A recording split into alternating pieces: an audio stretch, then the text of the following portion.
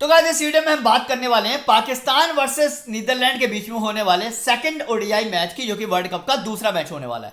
But video start करने से पहले मैं आपको बता दूं कि जो लोग इस मैच में ये सोच रहे हैं कि भाई पाकिस्तान जो है ना वो एक बहुत ज्यादा मजबूत टीम है और नीदरलैंड एक बहुत ही ज्यादा कमजोर टीम है जो कि पाकिस्तान से बहुत ही आसानी से हार जाएगी और पाकिस्तान इस मैच को एक तरफा विन कर लेगी, तो आप पूरी तरीके से गलत सोच रहे हैं। क्योंकि मैं आपको बता दूं कि लास्ट के 4 हेड टू हेड मैच जो पाकिस्तान और नीदरलैंड के बीच में हुए हैं ना, उनमें 2 मैच ऐसे थे जिसमें नीदरलैंड बुरी तरीके से हारी थी, लेकिन 2 मैच ऐसे थे जिसमें उसने पाकिस्तान को पूरी तरीके से टक्कर भी दी थी। तो आखिर नीदरलैंड के कौन से वो खिलाड़ी हैं जो आज पाकिस्तान को टक्कर देने वाले हैं, यानी कि नीदरलैंड के वो कौन से बॉलर हैं जो कि विकेट लेने वाले हैं, साथ ही साथ नीदरलैंड के वो कौन से बैट्समैन हैं जो एक बड़ा स्कोर कर सकते हैं, ये सारा कुछ जानेंगे हम इस वीडियो में। तो चलिए स्टार्ट करते हैं आज की प्रेडिक्शन को पिच रिपोर्ट के साथ। बात करेंगे सबसे पहले यहां पर पिच रिपोर्ट की। तो मैं आपको बता दूं राजीव गांधी इंटरनेशनल स्टेडियम हैदराबाद में ये वाला मैच होने वाला है और ये वाली जो पिच है ना वो बैटर्स को काफी ज्यादा सपोर्ट करती है। अभी मैं आपको दिखाऊंगा इसी ग्राउंड पर हुए कुछ रिसेंट मैच, तो आपको और भी ज्यादा कंफर्म हो जाएगा। बात करेंगे अगर यहां पर हम बॉलिंग सेक्शन की, तो पेसर्स को यहां पर स्पिनर्स की तुलना में काफी ज्यादा एडवांटेज मिलता है। यानी कि आपको अपनी जो टीम बनानी है ना वो किस तरीके से बनानी है, बैट्समैन पे काफी ज्यादा फोकस रखना है, पेसर्स पे काफी ज्यादा फोकस रखना है, इस तरीके से बनेगी आज की टीम।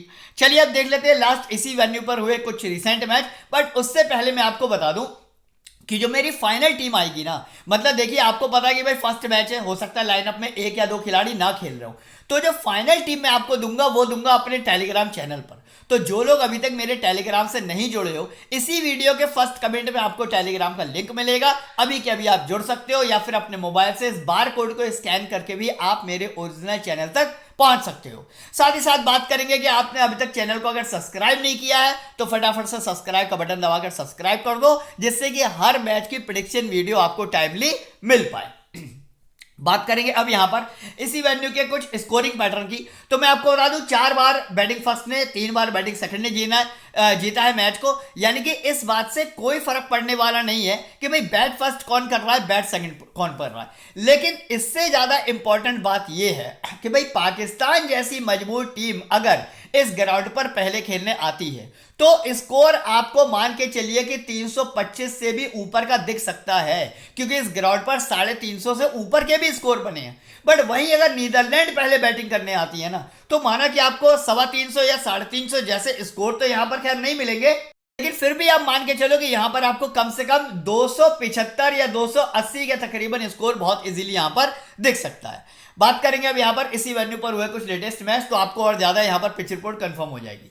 चलिए यहां पे बात करते हैं 18 जनवरी 2023 यानी कि इसी साल के मैच की यह बात है। यहां पर इंडिया ने 349 यानी कि तकरीबन 350 रन का स्कोर भी किया था और न्यूजीलैंड ने उसको काफी हद तक चेज भी किया है, यानी कि 337 रन भी बनाए थे। तो आप ग्राउंड मान के चलिए कि बढ़िया है, अगर पिच मतलब अगर जो टीम है वो बेहतरीन है ना, तो मान के चलिए स्कोर यहां पर बनना कोई बहुत ज्यादा टफ नहीं होता है। बात करेंगे यहां पर पेसर्स से स्पिन की, तो तकरीबन 14 विकेट यहां पर पेसर्स को मिले थे और महज 3 विकेट यहां पर स्पिनर्स को मिले थे। एक और मैच देख लेते हैं यहां पर जो कि 2019 को हुआ था, 4 साल पहले की बात है, बट फिर भी हमें स्टैट्स तो देखने चाहिए। ऑस्ट्रेलिया ने यहां पर 236 बनाए, इंडिया ने आकर मात्र 4 विकेट के नुकसान पर उसको 240 पर इजीली चेस कर लिया था। यहां पर पेसर्स को मिले थे 6 विकेट और स्पिनर्स को यहां पर मिल गए थे 5 विकेट। बात करेंगे एक और मैच की। अब इंडिया ने श्रीलंका ने यहां पर फर्स्ट बैट करके मात्र 242 बनाया, क्योंकि आपको पता है कि भाई इंडिया के सामने श्रीलंका एक कमजोर टीम है, पूरे 10 विकेटों से नुकसान करे और इंडिया ने मात्र 4 विकेट के नुकसान पर उसको इजीली चेस कर लिया था। इस वाले मैच में भी यहां पर आप देखेंगे पेसर्स को मिले थे 7 विकेट और स्पिनर्स को मिले थे तकरीबन 5 विकेट। तो ये तो हो गया recent match of the venue. बात करेंगे अब यहां पर हेड टू हेड मैचेस की। तो हेड टू हेड मैचेस की अगर आप यहां पर बात करें, पाकिस्तान ने 6 बार नीदरलैंड को हराया है, लेकिन नीदरलैंड ने अभी तक एक बार भी पाकिस्तान को नहीं हराया है। हाँ ये बात ठीक है कि हेड टू हेड रिकॉर्ड की आप बात करेंगे तो हमेशा ही पाकिस्तान नीदरलैंड से जीती है, लेकिन मैं आपको फिर बता दूं एक बार कि नीदरलैंड की टीम के भी कम से कम 5 खिलाड़ी ऐसे हैं जो पाकिस्तान को बुरी तरीके से टक्कर देते हैं, जो बड़ा स्कोर भी करते हैं और विकेट भी निकाल के देते हैं। तो वो 5 खिलाड़ी कौन से होंगे और क्या उन खिलाड़ी में से कोई ऐसा खिलाड़ी भी है जो आपके कैप्टन वाइस कैप्टन बनने का दावेदार भी हो सकता है, ये हम आगे देखेंगे। पहले बात कर लेते हैं दोनों टीमों की पॉसिबल 11 की। तो पाकिस्तान की अगर मैं यहां पर सबसे पहले बात करूं, फकर जमान के साथ इमामुल हक आपको ओपनिंग करते हुए देखेंगे। वन डाउन पर आएंगे यहां पर बाबर आजम। इसके बाद विकेट कीपर कैटेगरी से मोहम्मद रिजवान है, आगा सलमान है, फिर यहाँ पे आपको इफ्तिकार अहमद मिलेंगे एज ए ऑलराउंडर। इसके बाद शादाब खान है, मोहम्मद नवाज है, शहनशाह अफरीदी है, हसन अली है और हरीश राउफ है। तो ये स्क्वाड आपको मिलेगा पाकिस्तान से। उम्मीद करता हूं कि पाकिस्तान अपनी प्लेइंग 11 में कोई बहुत ज्यादा चेंजेस करने वाली नहीं है। आगे बात करूंगा अब यहां पर नीदरलैंड की, तो भाई विक्रमजीत सिंह आपको मिलेंगे यहां पर ओपनिंग करते हुए मैक्सो डाउड के साथ ही साथ इसके बाद डब्ल्यू बरेसी है, बासडी लिडी है, इसके बाद निदा मुन्नू है, स्कॉट एडवर्ड आपको मिलेंगे एज ए विकेट कीपर। इसके बाद यहां पर आपको मरवी मिलेंगे, वैन ब्रीक मिलेंगे, इसके बाद वैन मिक्रिन मिलेंगे, रियाड क्लेन है, इसके बाद आर्यन दत्त है। तो ये स्क्वाड आपको मिलने वाला है नीदरलैंड से। इसका आप स्क्रीनशॉट ले लीजिए जिससे कि टीम बनाने में आपको आसानी हो जाएगी। बात करेंगे अब यहां पर एक जो सबसे ज्यादा बेहतरीन ऑफर चल रहा है, डिपॉजिट ऑफर क्रिकफेयर एप्लीकेशन पे, जो शायद कई लोगों को अभी भी नहीं पता है। तो आपने अगर अभी तक क्रिकफेयर एप्लीकेशन को डाउनलोड नहीं किया है तो अभी के अभी वीडियो के फर्स्ट कमेंट में आपको इसका लिंक मिल जाएगा, जाके डाउनलोड करिए। 5 अक्टूबर से ये ऑफर स्टार्ट हुआ है।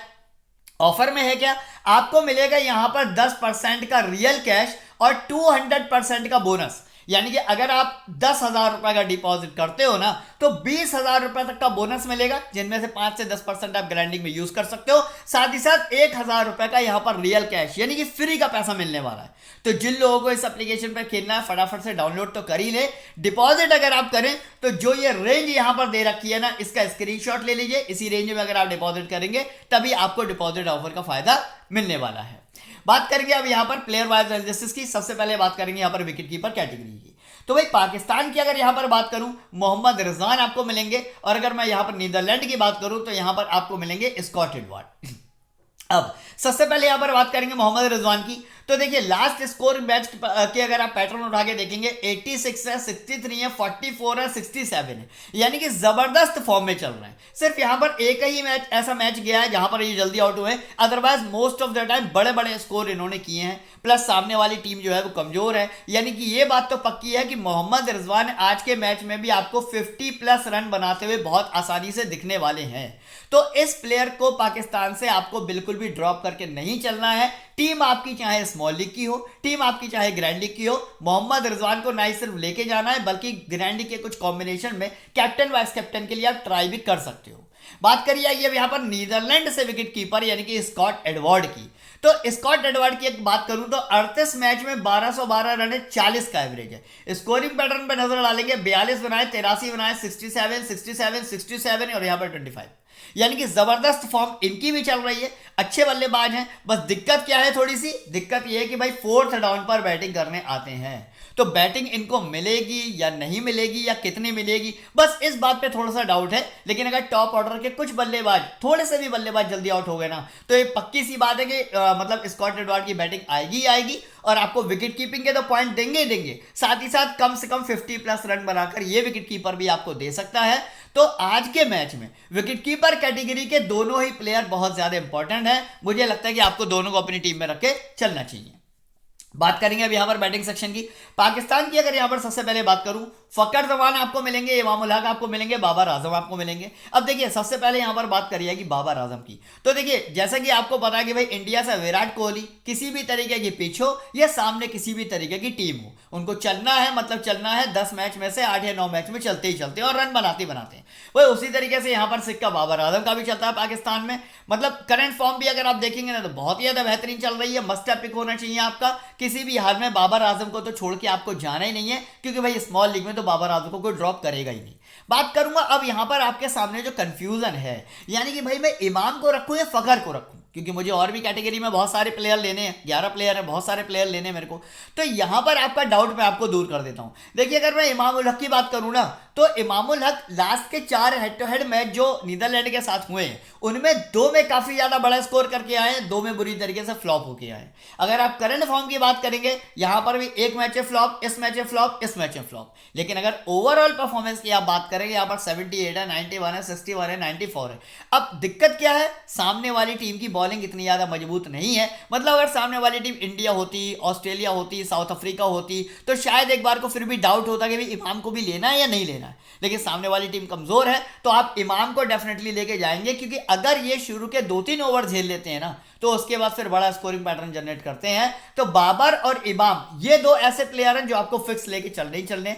अब बात करूंगा यहाँ पर फखर जमान की। देखिए प्लेयर ये भी अच्छे हैं, 78 मैच में 3272 रन है, 45 का एवरेज है। लेकिन लेटेस्ट फॉर्म जो है ना वो इतनी ज्यादा खराब चल रही है कि लास्ट के तकरीबन 7-8 मैचों में इन्होंने 50 तो छोड़िए 40 रन का भी स्कोर नहीं किया। तो ऐसा प्लेयर सडन एक बड़ा स्कोर कर जाए, थोड़ा सा यहां पर ये डाउटफुल वाली बात है। तो मेरे हिसाब से क्या है कि आपको फखर जमान को स्मॉल लीग में ड्रॉप करके जाना चाहिए। बाकी अगर ग्रैंडी के आप कॉम्बिनेशन बना रहे तो उनमें से किसी एक कॉम्बिनेशन में आप इमाम की जगह फखर को ट्राई कर सकते हैं। यानी कि इन 3 बैट्समैन का जो आप कॉम्बिनेशन पाकिस्तान से बनाएंगे, ग्रैंडी की में मान लो आप 10 टीमें बना रहे हो तो 10 टीमों में से 2 टीम ऐसी भी आप रखना जहां पर इमाम को ड्रॉप करके आप फखर जमान को रख लेना। हाँ, अगर स्मॉल लीग की बात करोगे तो वहां मेरे हिसाब से आपको फिर इमाम और बाबर दोनों को लेके जाना चाहिए, फखर को आपको ड्रॉप करके जाना चाहिए। बात करी जाएगी अब यहां पर नीदरलैंड से बैटिंग सेक्शन की। विक्रमजीत सिंह आपको मिलेंगे, मैक्सो डाउड आपको मिलेंगे और डब्ल्यू बरेसी आपको यहां पर मिलने वाले हैं। तो सबसे पहले यहां पर बात करूंगा मैक्सो डाउड की। खतरनाक प्लेयर है, उम्दा प्लेयर है, 33 मैच में 1158 रन है, 37 का एवरेज है। लेकिन प्लेयर है सिर्फ और सिर्फ T20 के। यही अगर मैच T20 होता ना तो मैं आपको बोलता कि भाई मैक्सो डाउड को नहीं सिर्फ आपको टीम में लेना है बल्कि वाइस कैप्टन भी बना सकते हो। मतलब T20 में बंदे का सिक्का चलता है, लेकिन अगर ओडीआई की बात करें ना तो इतना ज्यादा बेहतरीन परफॉर्मेंस मैक्सो डाउड के बल्ले से आपको देखने को नहीं मिलेगी। ऐसा नहीं है कि रन बिल्कुल भी नहीं बनाएंगे, बिल्कुल डेफिनेटली बनाएंगे रन, कम से कम 25 से लेकर 35 रन ये आज के मैच में डेफिनेटली आपको बनाते हुए दिखेंगे। लेकिन इतने रन के लिए आपको अपनी टीम में रखना, क्योंकि इससे ज्यादा पॉइंट वाले प्लेयर भी पड़े हैं, तो मैक्सो डाउड को तो आप ड्रॉप करके जाओ। हाँ, अब यहां पर बात करिएगी विक्रमजीत सिंह की। तो नीदरलैंड से जो मैंने आपको बताया कि भाई 4 से 5 खिलाड़ी ऐसे हैं जिनकी फॉर्म बहुत ज्यादा जबरदस्त है, जो आपको डेफिनेटली अपनी टीम में लेके चलने हैं, उनमें से एक नाम आ जाता है विक्रमजीत सिंह का। अब मैं क्यों बोल रहा हूं उसके पीछे एक वजह है। पहली बात तो यह कि विक्रमजीत सिंह की बैटिंग बहुत ज्यादा जबरदस्त है। 25 मैच में इन्होंने 808 रन बनाए, 32 का एवरेज इनका ओडीआई में। साथ ही साथ पाकिस्तान के खिलाफ हमेशा अच्छा प्रदर्शन करते हैं, चाहे भली शाहिन अफरीदी हो गए, राउफ हो गए, हसन अली हो गए, अच्छे अच्छे बॉलर्स हैं मतलब पाकिस्तान के पास, शादाब खान हो गए। लेकिन विक्रमजीत सिंह का बल्ला चलता है पाकिस्तान के अगेंस्ट, ये आप लिखवा के रख लो। साथ ही साथ एक प्लस पॉइंट क्या है इनके साथ कि भाई कुछ ओवर बॉलिंग भी डाल देते हैं। तो कुछ ओवर, अब चूंकि ये ओडीआई है, यहां पर 10-10 ओवर का स्लॉट है, तो अगर मैं कह रहा हूं 3 ओवर भी विक्रमजीत सिंह को डालने को मिल गया, उन्होंने एक आधा विकेट यानी कि फकर को आउट कर दिया, इमाम को आउट कर दिया, तो मान के चलिए विक्रमजीत सिंह आपको इतने ज्यादा पॉइंट दे जाएंगे कि एक बैट्समैन अकेला नहीं दे पाएगा। तो यहां पर यह डैम श्योर है कि विक्रमजीत सिंह को आपको अपनी टीम में रख के चलना है, मैक्सो डाउड को आपको ड्रॉप करना है, ग्राइंडिंग में भी ट्राई नहीं करना। अब बात करूंगा यहां पर बरेसी की। बरेसी जो है ना वो होगा आज का ट्रम्प प्लेयर जिसको कोई ग्रैंडिंग में भी लेके नहीं जाएगा। तो अगर आप ग्रैंडी के बेहतरीन कॉम्बिनेशन बनाएंगे ना तो मैं आपको बता दूं किसी एक टीम में डब्ल्यू बरेसी को आपको जरूर से अपनी टीम में रखना है। प्लेयर बहुत खतरनाक है, 45 मैच में 1193 रन है, 30 का एवरेज है। स्कोरिंग पैटर्न की बात करेंगे 97 यहां पर बनाए, 52 यहां पर बनाए, तो कभी भी इसके बल्ले से भी बड़ा स्कोर बन सकता है। हालांकि most of the time flop ही होते हैं, लेकिन किस प्लेयर का कब दिन आ जाता पता नहीं चलता। तो ग्रैंडी के कॉम्बिनेशन में आपको बरेसी को भी ट्राई करके चलना पड़ेगा। बात करेंगे अब यहां पर ऑलराउंडर सेक्शन की। सबसे पहले यहां पर बात करी जाएगी पाकिस्तान की। आगा सलमान आपको मिलेंगे, इफ्तिकार अहमद आपको मिलेंगे, शादाब खान आपको मिलेंगे, मोहम्मद नवाज आपको मिलेंगे। अब देखिए सबसे पहले यहां पर बात करूंगा आगा खान की। बैटिंग और बॉलिंग ऑलमोस्ट दोनों से फ्लॉप रहते हैं, आसानी से छोड़ के जा सकते हो, जीएल में भी ट्राई करने की जरूरत नहीं है। मतलब ऐसा तो हो ही नहीं सकता कि सडन ही आज एक बड़ा स्कोर कर दे या गुच्छों में विकेट निकाल दे। बात करिए कि शादाब खान की, फॉरएवर स्टार प्लेयर है, बैटिंग काफी ज्यादा नीचे आती है, स्कोरिंग पैटर्न बहुत ज्यादा खराब है, बैटिंग परफॉर्मेंस बहुत ज्यादा खराब है, लेकिन कमजोर टीम के खिलाफ विकेट हमेशा निकालते हैं, बॉलिंग में पूरे 10 ओवर कराने वाले हैं। तो शादाब खान काफी ज्यादा इंपॉर्टेंट पिक बनते हैं। मतलब आप अगर ये दिमाग में लेके चल रहे हैं कि भाई हरीश राव को भी मैं ले लूंगा, इसके बाद शाहिन अफरीदी को भी ले लूंगा, फिर मैं हसन अली को भी ले लूंगा, तो फिर मुझे शादाब खान को लेने की क्या जरूरत है। लेकिन ऐसा नहीं है। माना कि ये 3 अपने 10-10 ओवर कराएंगे, विकेट निकालने में माहिर हैं, लेकिन शादाब खान भी उनके सामने कम नहीं है। पूरे 10 ओवर शादाब खान भी करने वाले हैं, मस्ट हैव पिक होने चाहिए आपकी टीम में। आगे यहां पर बात करूंगा अब इफ्तिकार अहमद और मोहम्मद नवाज की। दोनों की अपनी अलग अलग स्पेशलिस्ट है। देखिए अगर मैं इफ्तिकार अहमद की बात करूं, हालांकि कभी कभी बॉलिंग करते हैं, आज के मैच में करेंगे या नहीं करेंगे इस बात पे अभी थोड़ा सा डाउट है, लेकिन अगर बैटिंग परफॉर्मेंस की आप बात करोगे ना, पहली बात तो ये कि नीदरलैंड के खिलाफ स्कोर बहुत अच्छे हैं और दूसरा पॉइंट ये आता है कि जब भी पाकिस्तान का टॉप ऑर्डर फेल होता है, कोलैप्स होता है, मान लो फ़खर आउट हो गए, मान लो 30-35 या 40 रन बना के इमाम भी आउट हो गए, इफ्तिकार अहमद की जब बैटिंग आती है तो ये वो प्लेयर है जिसको अगर 3 से 4 ओवर भी खेलने को मिल जाते हैं ना तो आराम से 35 से लेकर 40 रन बना देता है। यानी कि मिडिल ऑर्डर में आने वाला ये एक ऐसा बल्लेबाज है जिसको बहुत कम लोग लेके जाएंगे, क्योंकि आज के मैच में लोग क्या करेंगे, बाबर को रख लिया, इमाम को रख लिया, रिजवान को रख लिया, शादाब को रख लिया, बॉलर ले लिए, इफ्तिकार अहमद को लेके ही नहीं जाएगा। लेकिन अगर आप ग्रैंडिंग के कॉम्बिनेशन बना रहे हैं तो मैं आपको यह सजेस्ट करूंगा इफ्तिकार अहमद को ग्रैंडिंग में ट्राई जरूर से करना, क्योंकि अगर टॉप ऑर्डर फेल हो गया ना तो इफ्तिकार अहमद आपको एक बड़ा स्कोर करते दिखेगा और फिर ये किसी के पास भी नहीं होगा। उस कंडीशन में आपको एक तरफा विनिंग भी करा सकता है। बात करिए कि मोहम्मद नवाज की, हालांकि टी20 के बहुत अच्छे स्पेशलिस्ट प्लेयर हैं, ताबड़तोड़ विकेट भी निकालते हैं, रन भी बनाते हैं, लेकिन फिलहाल ओडीआई में इनका सिक्का उतना ज़्यादा बेहतरीन नहीं चलता है। स्कोरिंग पैटर्न की बात करेंगे, लास्ट के कुछ मैचों में तो खेले नहीं है, जिसमें खेले हैं 30 से बड़ा स्कोर किया नहीं है। वहीं अगर बात करेंगे बॉलिंग की तो ना बहुत ज़्यादा इनको बॉलिंग मिलने वाली है, 3 से लेकर 4 ओवर की शायद आज मिलेंगे, जिसमें एक आधा विकेट अगर निकाल भी दिया तो उतने ज़्यादा इंपॉर्टेंट नहीं होंगे। बात करी जाएगी अब यहाँ पर नीदरलैंड से ऑलराउंडर सेक्शन की। तो देखिए नीदरलैंड के बारे में मैंने आपको पहले ही बताया कि भाई इतनी ज़्यादा कमज़ोर टीम भी नहीं है। अगर यहाँ पर बात करी जाए सबसे पहले बास डी लिडी की, तो मैं आपको बताऊं तो बहुत ही ज़्यादा खतरनाक प्लेयर है। स्कोरिंग पैटर्न की आप बात करोगे ना, लास्ट मैच में सेंचुरी मारता हुआ आ रहा है, इससे पहले 39 है, 41 है, 33 है, 41 है, मतलब किसी भी मैच में फ्लॉप हुआ ही नहीं है, कंसिस्टेंट बैट्समैन है। वहीं अगर आप बॉलिंग सेक्शन की बात करोगे तो नीदरलैंड का एकमात्र ऐसा प्लेयर है जो कि बैटिंग और बॉलिंग दोनों में परफेक्ट है। तो बास डी लिडी को ना ही सिर्फ आपको अपनी टीम में रखना है, बल्कि मैं आज अपनी टीम में इसको वाइस कैप्टन बनाने वाला हूं। बहुत ही बेहतरीन प्लेयर है, आपको अपनी टीम में लेके जाने ही जाना है। बात करिए कि यहाँ पर कोलिन एक्करमैन की जिस तरीके से अभी मैंने आपको बताया बास डी लिडी की, कोलिन एक्करमैन की ये सेम कंडीशन है, यानी कि बैटिंग और बॉलिंग दोनों से पॉइंट लेंगे, अच्छा खासा स्कोरिंग पैटर्न जनरेट करेंगे, गुच्छों में विकेट निकालने के लिए जाने जाते हैं। दिक्कत क्या है, दिक्कत ये है कि भाई पाकिस्तान के पास खोने के लिए, है ना, खोने के लिए दो ही कमजोर विकेट हैं, एक हो गए फकर और एक हो गए इमाम, है ना, जिनका विकेट निकालने के लिए और भी कुछ बॉलर्स हैं। तो उतने ज़्यादा important Colin Ackermann small league में तो नहीं होंगे, लेकिन ग्रैंड लीग की किसी एक कॉम्बिनेशन में आपको कोलिन एक्करमैन को ट्राई करना है। कैसे करोगे, हसन अली या फिर हरीश राव, दोनों में से किसी एक को ड्रॉप करके आप कोलिन एक्करमैन को अपनी टीम में ट्राई ज़रूर से कर लेना ग्रैंड लीग में। दूसरी बात मैं आपको बता दूं कि भाई फाइनल टीम जो है ना मेरी, अभी जो मैं आपको टीम दूंगा वो ऑलमोस्ट फाइनल है, लेकिन लाइनअप में अगर कोई भी चेंजेस होते हैं तो फाइनल टीम आपको टेलीग्राम चैनल पर ही मिलेगी। जो लोग टेलीग्राम से नहीं जुड़े हो, वीडियो के फर्स्ट कमेंट में टेलीग्राम का लिंक रखा हुआ है, अभी के अभी जाके जुड़ जाओ। और यूट्यूब चैनल को अगर आपने सब्सक्राइब नहीं किया है तो फटाफट से सब्सक्राइब कर लो। बात करिए अब यहाँ पर क्रिक फैन एप्लीकेशन पर चल रहा है लीडर बोर्ड की। तो भाई ये क्या होता है, मैं आपको इसकी थोड़ी सी जानकारी देता हूँ। अगर आप ग्रैंडी खेल रहे हैं ना तो लीडर बोर्ड के ये 11 लाख रुपए जीतना आपके लिए बहुत ही ज़्यादा आसान है, बहुत ही आसान है। कैसे, मैं आपको बता देता हूँ। अगर आप ग्रैंडी खेल रहे हैं और आप सारे के सारे मैच इस वाली एप्लीकेशन पर खेलते हैं तो देखिए बहुत कम लोग ऐसे होते हैं जो एक ही एप्लीकेशन पर 48 मैच तक ग्रैंडी खेलें, ये बात तो आप जानते ही जाते हैं। अगर आप 48 मैच तक लगातार इस एप्लीकेशन पर ग्रैंडी खेलेंगे तो पहली बात तो ये हो गई आप सबसे ज़्यादा सीनियर हो जाएंगे, क्योंकि बहुत कम लोग होंगे जो 48 मैच तक इस एप्लीकेशन पर ग्रैंडी खेलते हुए रुकेंगे, तो पहले ही आपके पॉइंट ज़्यादा हो जाएंगे। प्लस अगर आपकी टीम थोड़ी सी भी अच्छी परफॉर्म करती है तो वो लीडर बोर्ड में बहुत जल्दी रैंकिंग कर सकती है और 5 लाख, 2 लाख, 1 लाख, 20,000, 10,000 जैसे प्राइस आप बहुत आसानी से जीत सकते हो अपनी टीम के पॉइंट बढ़ाकर। तो ग्रैंडिंग में ज़्यादा से ज़्यादा टीमें लगाइए, लीडर बोर्ड कॉन्टेस्ट को ज्वाइन करिए, मतलब कॉन्टेस्ट नहीं है, आपको ज्वाइन करने की जरूरत नहीं है। अगर आप ग्रैंडी खेल रहे हो तो मैच खत्म होने के बाद, रिजल्ट आने के बाद आपका नाम अपने आप आपको लीडर बोर्ड में दिख जाएगा कि भाई आज के मैच में आप कौन सी रैंक पर हो। अगले दिन फिर वो रैंक चेंज हो जाएगी, अगले दिन फिर वो रैंक चेंज हो जाएगी, लास्ट में जाकर रिजल्ट निकलेगा तो आप यहाँ पर 5 लाख है, 2 लाख है, 1 लाख है, बहुत इजीली विन कर सकते हो। तो मुझे लगता है कि आपको ग्रैंडिंग जो है ना वो क्रिक फैन पर खेलनी चाहिए। बात करेंगे अब यहाँ पर बॉलिंग सेक्शन की। सबसे पहले यहाँ पर बात करी जाएगी पाकिस्तान की। तो पाकिस्तान की अगर यहाँ पर बात करूँ, शाहिन अफरीदी हो गए, हसन अली हो गए या फिर हरीश राव हो गए, तीनों ही पाकिस्तान के ना ज़बरदस्त और बेहतरीन बॉलर हैं। मतलब नो डाउट अगर मैं आपको बोलूँ ना तो तीनों गुच्छों में निकालने वाले विकेट हैं। शाहिन अफरीदी की बात करूँ, सामने वाली टीम चाहे कितनी मजबूत हो या कितनी कमज़ोर हो, कम से कम 2 से लेकर 3 विकेट शाहिन अफरीदी के हमेशा फिक्स होते हैं। मतलब वाइस कैप्टन आप आंख बंद करके बना ही सकते हो, क्योंकि नीदरलैंड के टॉप ऑर्डर के कई सारे ऐसे बल्लेबाज हैं जिनका आउट होना डेफिनेट है ही है।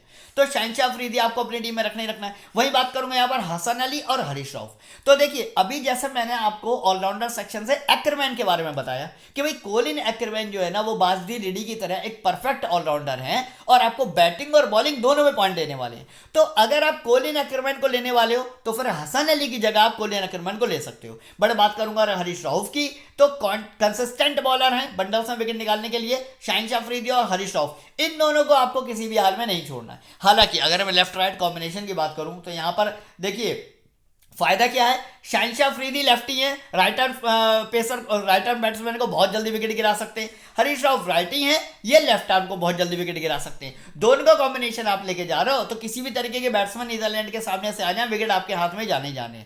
हाँ, अगर हसन अली की यहाँ पर मैं बात करूँ, इनकी जगह आप चाहो तो कोलिन एक्करमैन को ट्राई कर सकते हो, ये एक चेंज आप अपनी टीम में कर सकते हो।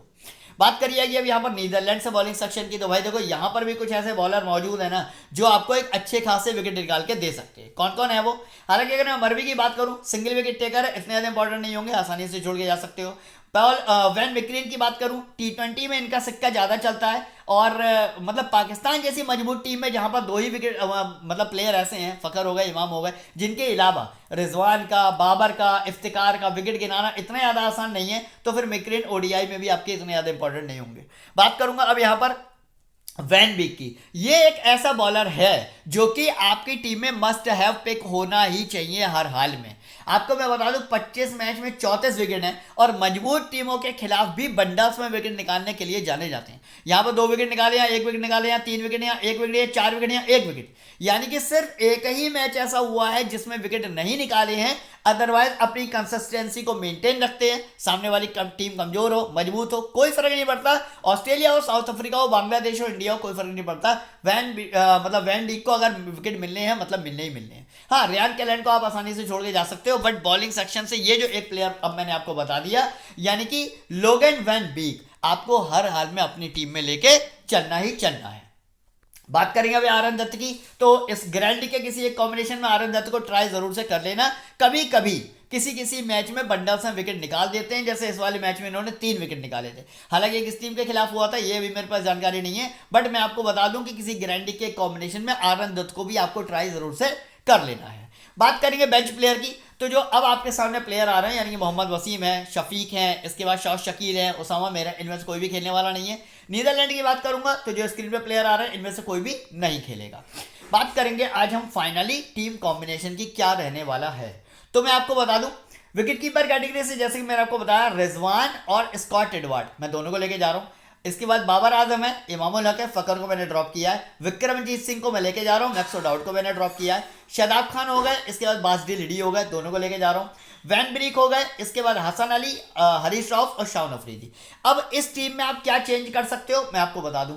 चेंज आप ये कर सकते हो, यहां पर हसन अली की जगह कोलिन एक्करमैन, जो प्लेयर मैंने आपको बताया जो कि बैटिंग और बॉलिंग दोनों से आपको पॉइंट देगा, मुझे लगता है हसन अली से ज्यादा पॉइंट आपको कोलिन एक्करमैन दे सकता है। तो इसीलिए बोल रहा हूं ये मेरी फाइनल टीम नहीं है, हो सकता है मैं हसन अली को हटा के कोलिन एक्करमैन को अपनी टीम में रख लूं। बात करिएगी कैप्टन वाइस कैप्टन की, तो देखो अगर आप स्मॉल लीग खेल रहे हो ना, तो आज आपको 80% जनता का जो कैप्टन है ना वो बाबर मिलेगा।